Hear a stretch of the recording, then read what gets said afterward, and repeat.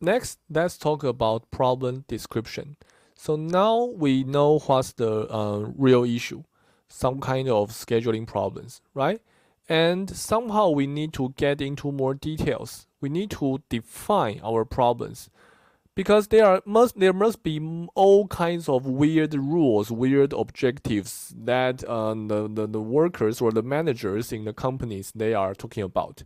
They may have 10 different objectives. Somehow they want their customers to be more satisfied. They want their customers to be happy. They want their workers to be happy. They want their workers to go home as early as possible, while they also want their workers to have equally assigned jobs.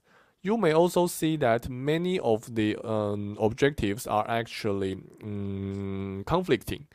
So, as a modeler, as an operations researcher, we need to go into the details. We need to talk to those managers, and then hopefully we are able to reach some kind of consensus about some issues should be taken into the model, some issues should not.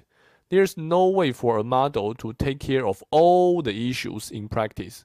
We take care of those important issues. Okay, so let's see an example. Somehow we need to rigorously, or we need to formally define or formula, or we should talk about the problem. We need to formally describe the problem, precisely describe the problem. So what exactly is the decision that we want to make? Basically, it's the following. For each CSR, we should tell him or her which days to have days off. So there may be 30 days in the next month. There are weekends that, of course, you don't need to work.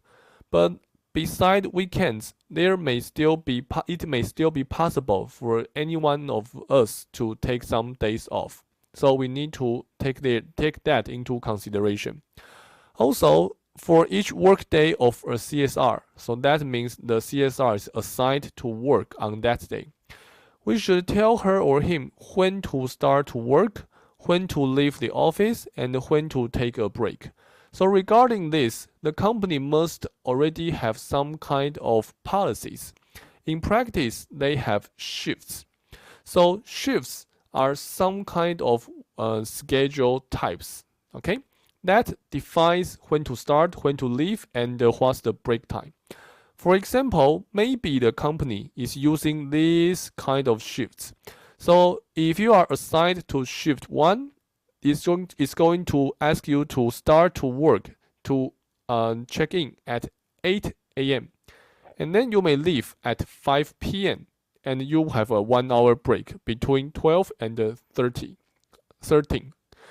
And then maybe you start to work a little bit later because some people need to be there to answer phone calls during that particular half hour. And then you may have a different lunch break. Of course, for two persons, even if they start and leave at the same time, as long as their lunch break are at different times, they are considered at different shifts. So one very typical way for formulating this kind of personnel scheduling problem is to first list a set of shifts. And then the decision we're going to make is to assign one shift to each CSR for each day. Of course, holidays are exceptions. For those work days, for each CSR, we need to tell him or her what to do. And what to do has been assigned to shifts. So we assign one shift to each CSR.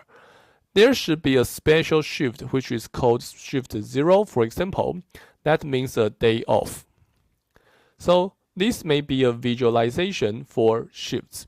So for each shift, for example, shift 0, you don't have any work hours.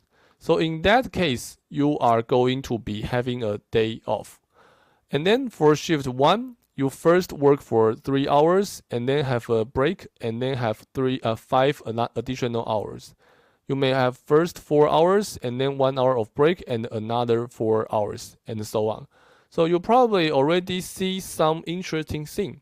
So using these kind of combinations, you are able to create many different kinds of shifts.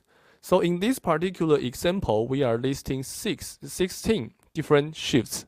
But in some companies, you may have 60, 100, hundreds of possible shifts. That's possible. Okay, so if that's the case, you know that your integer program will have a lot of decision variables. That may be too complicated in some sense. So if that's the case, you need to cut down the complexity of your problem. You need to cut down the complexity of your model. You need to maybe, for example, among all those possible shifts in your model, you only consider the most important subsets. It's always the case that we see some kind of 20-80 rules. 80% of workers are assigned to only 20% of all possible shifts in average in each day. That's quite possible. Most workers works in some regular ways. Only in some special situations, some special workers, they work in some special ways. You don't need to consider all those special things. Just focus on major things. That's typically something we need to do for modeling. Okay. By the way, so if someone is working, that is called work hours. Okay. And the rest hours, leave hours. Okay.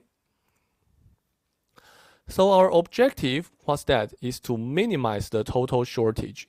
So among all those possible objectives, somehow you need to choose one. So the company told us that, well, what we want at most is to minimize the total shortage. So what's that? The number of CSRs needed in a time period is known. Let's say this is A. For example, for a particular day, suppose at morning between 9 and 10, suppose we need 2 CSRs. After we assign shifts to CSRs, we may also calculate the number of CSRs being on duty. Let's call this B. So in that case, let's talk about this example. So let's assume I have 7 CSRs, and I ask them to take shifts in this way. CSR 1 do not need to come to work for today. CSRs 2 and 3, they start to work at 9.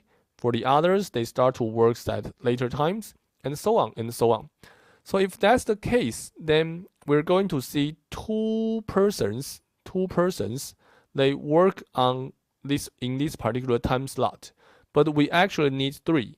So in that case, the amount of shortage would be the maximum of A minus B, the number you need minus the number you have, and the maximum of A minus B and 0.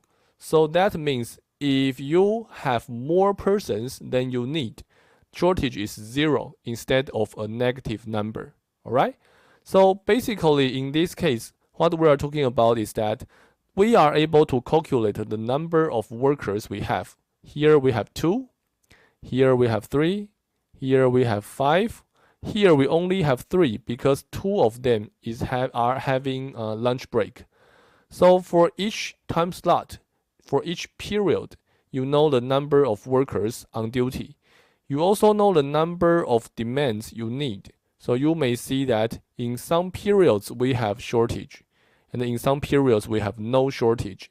Even if the number of workers is greater than the number of demands, your shortage is 0 instead of a negative number.